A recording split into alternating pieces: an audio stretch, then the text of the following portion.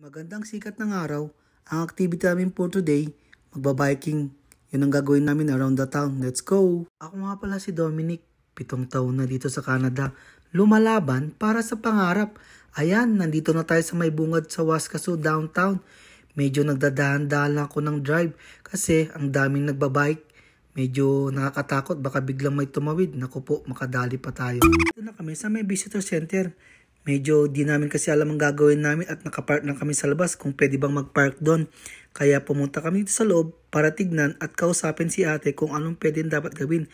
Ang gagawin kasi namin, magbabike kami ngayon for today. Namin ang visitor center. Nandito lang pala sa bungad itong biking rental nila. Di na kami mapapalayo ng parkingan. Yehey! Tara, pasok na tayo. Nono na pala yung mag-ina ko. Gusto na kasi nilang magbike. Naku po, yung anak ko, tumitingin-tingin pa. Ang dami pala nilang souvenir dito. Tara na. Kami ng ice cream. Doon sa may bungad kung saan kami galing kanina. Papunta ng downtown. Medyo malayo-layo to. Sigurado mapapagod tong asawa ko. No, sinabi ko na eh. Magre-rest na. Ako nga palang taga-maneho nila. Wala kasing ka-challenge kung sa downtown ka bibili ng ice cream. Kaya nga nag-rent ka ng bike, di ba? Ayan, ang ganda ng araw, ang init. Cherry cheesecake. Okay. Ano sa'yo i-like?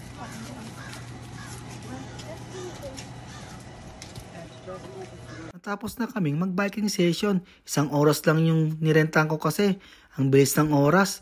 Nagutom yung mag-ina ko. Naku po, ang daming tao dito. Ito nga pala yung beach front nila dito sa may downtown. Naghanap kami kung anong makakainan. Nagugutom na rin ako. Tapos namin kumain. Diretso kami dito sa may Waskasu River Trail.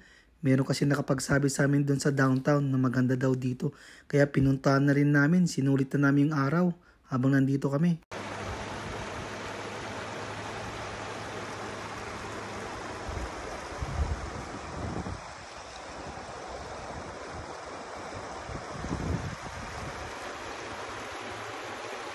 Kami pinalagpas ang Waskasu Marina nila. Medyo malayo lang kasi sa downtown. Mga 15 minutes to 20 minutes away from there. Naku po, ang dami palang activity dito. Pwede kang mag-paddle, pwede kang mag-boat, pwede kang mag-kayak at pwede kang mag-rent na ng mga ganyan na hinihila. Kaso pricey pero enjoy, 'di ba? Ang ganda. Hindi natin kakalimutan mag-moment. Thank you Lord for another day and another blessing. Shout out pala kay Mart Hangelo Perswi at Tugi Garao Delivery Service. Hanggang dito na lang. Salamat sa panonood.